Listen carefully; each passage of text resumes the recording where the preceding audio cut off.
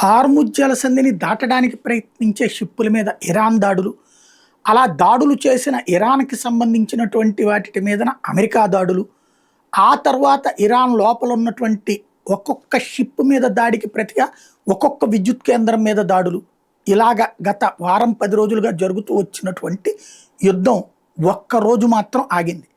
నిన్న పొద్దునుండి ఈ రోజు పొద్దున వరకైతే ఎలాంటి దాడులు జరగలేదు.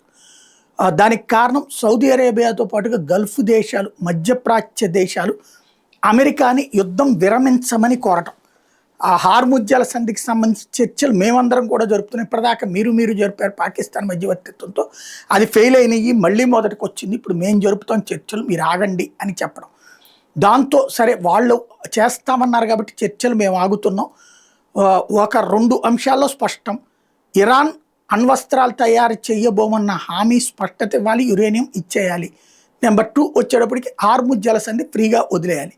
ఈ 2 లేకపోతే మాత్రం మళ్ళీ దాడులు చేస్తాం అంటూ హెచ్చరికలు చేశాడు ట్రంప్. యుద్ధం ఒక్కరోజు మాత్రం ఆగింది.